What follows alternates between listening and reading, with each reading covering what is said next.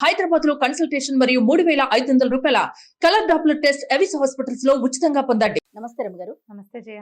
రమగారు, పెద్దల అమావాస్య దగ్గరలో ఉంది. దగ్గరలో ఉంది. సో ఆ రోజు అసలు ఏం చేయాలి? పెద్దల అమావాస్య అన్న పేరు ఎలా వచ్చింది రమగారు? యాక్చువల్గా అమావాస్య కంటే పెద్దల రోజులు చాలా ఇంపార్టెంట్. అమావాస్యతో పాటుగా అమావాస్యనే చెప్పుకుంటున్నాం మనం.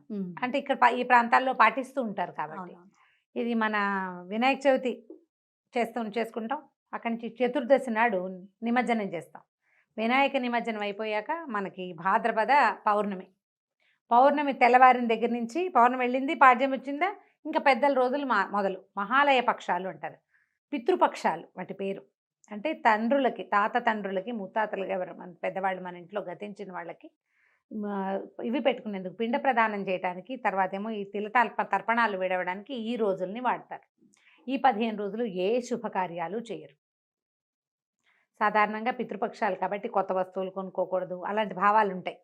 కొనుక్కోకూడదు, యాత్రలు చెయ్యరు, దానాలు ఏమైనా విశేషంగా చేయదలుచుకున్నవి అంటే చేయదలుచుకున్న అవి చెయ్యరు. అయితే ఇందులో జనన మరణాలు అవి తప్పవు కదా. ఎవరైనా పుడితే పితృపక్షాలు పుడితే చేయగలిగేదే. కానీ వాంటెడ్లీ మొదటి కాలంలో ఏం చేసేవాళ్ళు, వాంటెడ్లీ ఎవరు ఈ 15 రోజులు చేయరు. 15 డేస్ కొంచెం జాగ్రత్తగా ఉండాలనుకుంటారు. ఈ పితృపక్షాలు ఏంటంటే 15 పక్షం అంటే 15 రోజులు, 2 వారాలు. చతుర్దశి పౌర్ణమి నుంచి అమావాస్య వరకు ఉండే ఈ పితృపక్షాల్లో ఎవరెవరు వాళ్ళ ఇంట్లో గతించిన పెద్దవారి తాలూకు తిథులు, పాడ్యమి నాడిపోయిన వాళ్ళు ఉంటే సంవత్సరంలో వాళ్ళకి తద్దినం పెట్టలేకపోయారనుకో, అవునవును, వాళ్ళ ఒరిజినల్ తిథి నాడు పెట్టలేకపోతే ఈ రోజున పెట్టుకోవచ్చు. ఒకవేళ పెట్టగలిగినా కూడా మహాలయం పెడితే చాలా మంచిది, పితృదేవతలకి ముక్తి కలుగుతుంది అని భావిస్తారు. మహాలయంలో పెట్టడం. ఈ మహాలయము అంటే ఈ 15 రోజుల్లోనే ఎక్కడెక్కడ అతృప్తమైనటువంటి ఆత్మలు ఉన్నాయో వాటికి ఎక్కడైతే నీరు అందదో వాటికి అందుతాయి అన్నమాట. మన తాత తండ్రులకి కాకుండా మన వంశంలో పోయిన వాళ్ళకి కూడా అలా పెట్టిస్తారు. పాడ్యం నాడు తాతగారు నాయనమో ఎవరో పెద్దవాళ్ళు పోయారనుకో, ఆ రోజున వాళ్ళకి ఇది పెట్టడం, పెడితే ఇది ప్లస్. అప్పుడు మామూలు రోజుల్లో చేయలేకపోతే ఇది ఒకటి, మామూలు రోజుల్లో చేయగలిగి కూడా పెడితే ఇంకా అధికస్తే అధికం ఫలం, పితృదేవతలకు మోక్షం లభిస్తుందని, తదనంతరం వంశాభివృద్ధి అవుతుందని చెప్తారు. ఇది పెద్దగా మనం డిస్కస్ చేసుకోవాల్సిన పండగ వ్యవహారము ఏం కాదు. కొంచెం అవగాహన కల్పించడమే. ఈ పితృపక్షాల్లో శుభకార్యాలు అవి చెయ్యరు, యాత్రలు చెయ్యరు, ప్రయాణాలు అవి పెట్టుకోరు. ఈ రోజులు అంత మంచివి కాదన్న భావన ఒకటి ఉంటుంది. కాకుంటే రమగారు, శుభకార్యాలు చేసినా చేయకపోయినా, పండుగల్ని చేసుకున్నా చేయకపోయినా, పితృదేవతలకి మాత్రం వారికి చేయాల్సిన అన్ని కార్యక్రమాలు తప్పకుండా చేయాలి అనేది మనం ఎక్కువగా వింటూ ఉంటాం కదండి. అవును, అది చేస్తేనే మనకి తర్వాత వంశాభివృద్ధి అని, ఇంట్లో ఉన్న పిల్లలు అనారోగ్యాలు పాలవకుండా ఉంటారని, పిల్లల వివాహాలు అవుతాయని, ఇతరత్ర అంటే అకాల మృత్యువులు అలాంటివి ఏమైనా చెప్పలేకపోతాం కదా. చిన్న వయసులో అపమృత్యు దోషాలు అవి తొలగిపోతాయని మొదటి సంవత్సరం ఒక సంవత్సరం చేస్తాం, కానీ ఆ తర్వాత కొంచెం సాధారణంగా కొంతమంది చేయటం అంత తక్కువ. కొన్ని కమ్యూనిటీస్ లో ప్రతి సంవత్సరము తద్దినం పెట్టేది ప్రదానం చేసేది ఉంటుంది, కొన్ని కమ్యూనిటీస్ లో ఉండదు. అందుకని ఏం చేస్తారు, పెద్దలకు పెట్టుకునేందుకు సంక్రాంతి పండగకు ఒకసారి పెట్టుకుంటాము. కొంతమంది దీపావళి అప్పుడు పెట్టేవాళ్ళు కొంతమంది కనిపిస్తారు. ఈ మహాలయ పక్షాల్లో పెట్టుకోవచ్చు. తిథి తెలియని వారు ఉన్నారను, ఇప్పుడు తిథులు జ్ఞాపకం పెట్టుకుని చేసుకునే విధానం ఉన్న వాళ్ళు వాళ్ళ దారిని వాళ్ళు చేసుకుంటారు. ఓకే అండి. ఆ కమ్యూనిటీస్ వాళ్ళు వాళ్ళ దారిని వాళ్ళు ఆ రోజున తిథి నాడు తదినం పెట్టుకుంటారు, చేసేసుకుంటారు. పెద్దలకి పెట్టుకుంటారు. తర్వాత ఈ తిథి నాడు, మహాలయంలో వచ్చే తిథి నాడు కూడా వాళ్ళంతటి వాళ్ళు చేసేసుకుంటారు. వాళ్ళకి చెప్పేదేం లేదు. కానీ మన తల్లి తండ్రి తాత వాళ్ళు ఏ రోజున పోయారో మనకి తెలియనప్పుడు పెద్దల అమావాస్య రోజున వాళ్ళ కోసం పిండ ప్రదానం చేయించవచ్చు. ప్రధానంగా ఏం చేస్తారు అమ్మగారు? పిండ ప్రదానం చేయటం అంటే బ్రాహ్మణులు చేసే క్రియ పెద్దవాళ్ళ కోసం పెడతారు. ఇళ్లలో పెట్టుకునేటప్పుడు ఏం చేస్తారంటే 2 ఆకులు వేసి అన్ని పదార్థాలు వండి చక్కగా పప్పు, కూర, పులుసు, పచ్చడి, 2 పదార్థాలు లేదా 2 కూరలు 2 పచ్చళ్ళు కాకుండా 4 కూరలు 4 పచ్చళ్ళు కూడా వండుతారు. కొన్ని ప్రాంతాలని బట్టి కలగూర వండుతారు, కొన్ని చోట్ల స్వీట్లు, పాయసము, తర్వాత పులిహోర, అంటే అన్ని రకాల పదార్థాలని నివేదనలాగా పెడతారు. అయితే ఈ పెద్దవాళ్ళ పేరు చెప్పుకుని వాళ్ళ పేరుతోటి బట్టలు పెట్టుకోవటము, ఎవరికైనా బట్టలు ఆ బట్టలను ఇచ్చేస్తారు. వీటినేమో చాకళ్ళకి ఇచ్చే ఆ పద్ధతి ఉంటుంది. ఎవరికో ఇంటికి పనిచేసే వాళ్ళకి ఇచ్చేవాళ్ళు కొంతమంది వాళ్ళ విధానాన్ని బట్టి పెట్టుకుంటారు. ఇది ఇంట్లో మనకి లేకపోయినా కూడా చేసి, ఇప్పుడు మనకు ఒక అనుమానం ఉంది, ఇది సాధారణంగా అందరూ ఎవరి పద్ధతి ప్రకారం వాళ్ళు చేసుకుంటారు. ప్రత్యేకంగా ఇవాళ మనం ఎందుకు చెప్తున్నామంటే ఈ పితృదోషం ఉంది మీకు అని జాతకాల్లో చూసి చెప్తున్నారు వాళ్ళు. పితృదోషం అంటే ఏమిటో మరి నాకు చాలా విచిత్రంగా ఉంది. పితృదోషం ఉంది అని దానికి శాంతి కోసం బ్రాహ్మణాయన 1,00,000 ఖర్చు చెప్పారని ఒక ఆవిడ నాకు చెప్పారనమాట.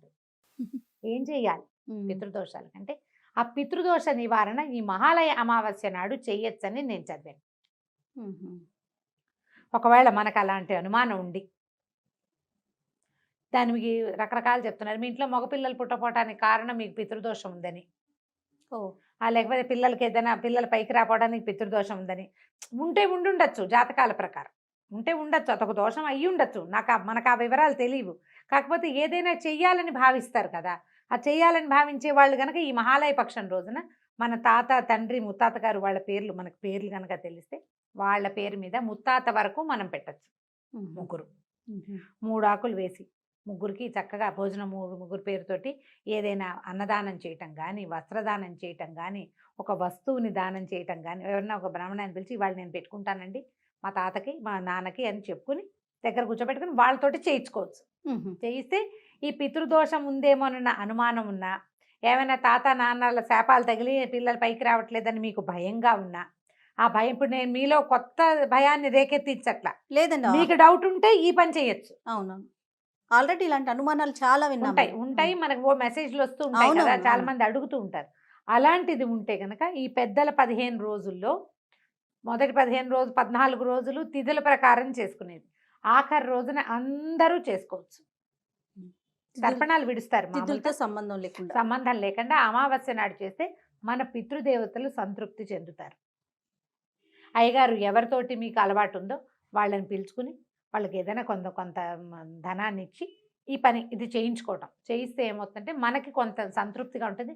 మన తాత నాన్న ఎక్కడైనా అతృప్త ఆత్మలుగా ఉండి నీటి కోసం చూస్తున్నారు అని అనిపిస్తే వాళ్ళు తృప్తి చెందుతారు. తద్వారా మన కుటుంబం వృద్ధి చెందుతుంది. ఇందులో సూపర్స్టిషియస్ ఏం లేదు, మన నమ్మకాలు అంతే. ఉంటే చేసుకోవటమే. ఏం చేయాలి అని మన డౌట్ వస్తుంది. మామూలుగా ఏం చేస్తాం, నాన్న బర్త్డే రోజును ఆయన డెత్ డే రోజును వెళ్ళి గుళ్ళల్లో అలా ఇవ్వటం, మా నాన్నగారికి సంవత్సరికం పెట్టలేదు, అలా బాధలు ఉంటాయి. ఆడపిల్లలకి చాలా ఉంటాయి ఈ విషయంలో. అలా ఉన్నప్పుడు లేదా తండ్రి మరణించినప్పుడు దగ్గర లేని పిల్లలు కొంతమంది అలా కూడా అవుతుంది కదా. అమ్మ నాన్న ఎవరో తెలియని వాళ్ళు, మీకు అలాంటి అసంతృప్తి ఉంటే ఈ రోజు దానికి ఉపయోగపడే రోజు. అందుకని ఈ పెద్దల అమావాస్య, పెద్దల అమావాస్య దాని పేరు. క్రమంగా అది పెద్దల అమావాస్యగా మారిపోయింది. ఓకే. ఆ రోజున బ్రాహ్మడికి ఇచ్చే వస్త్రం కానీ, ఏదైనా డబ్బులు కానీ, లేకపోతే మోయిని ఇస్తారు, అదే మనం ఏమంటారు, మన స్వయం పాకం మోయిని ఇవ్వటం అంటారు. ఈ అంటే మొయ్యడానికి సరిపడా ఆయన మొయ్యగలిగేంత ఇవ్వాలని బియ్యము, పప్పు, ఉప్పు, తర్వాత చింతపండు, బెల్లము, తోటకూర, ఒక విస్తరాకులు వేసి కొంత దక్షిణ, ఒక కుదిరితే ఒక వస్త్రము, కొన్ని పళ్ళు, తీపి పదార్థాలు పెట్టి బ్రాహ్మడికి ఇచ్చి దండం పెట్టుకోవటం. దానివల్ల కూడా అది కూడా మీ పితరులకి చెందుతుంది. ఈ మహాలయ అమావాస్య నాడు చేసేటువంటి ఏ దానమైనా కూడా పితృదేవతలకి చెందుతుంది.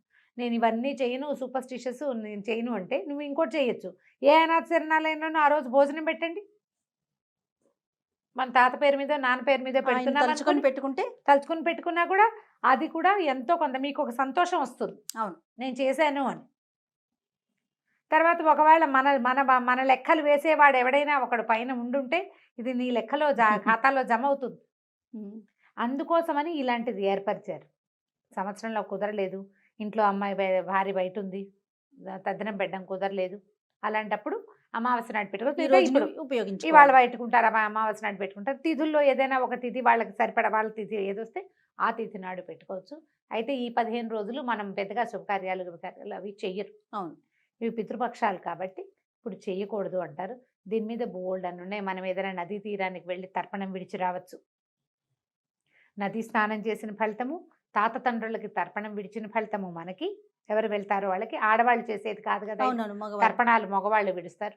దీంతో పాటు పెద్దలకి తర్పణం విడవటం వల్ల వారి పితృదేవతలకు కూడా, పితృలోకాల్లో కూడా మన ఇది వెళ్తుందన్నమాట. ఇలా మొదటి నుంచి చేసే పద్ధతే ఇది. ఏటా ఒకసారి కొత్తగా చెప్తుంటాం. ఇప్పుడు కొత్తగా వినేవాళ్ళకి ఇది ఒక కొత్త సంగతి అన్నమాట. ఇలా చేయొచ్చు. దేవాలయంలో పూజ చేయించుకోవచ్చు. దేవాలయంలో ఏదైనా అక్కడ ఉంటారు అర్చక స్వామి, వాళ్ళకు కూడా మోహిని ఇవ్వచ్చు. మీరు ఏది అవకాశం ఉంటే అది ఈ రోజున చేసుకోవచ్చు.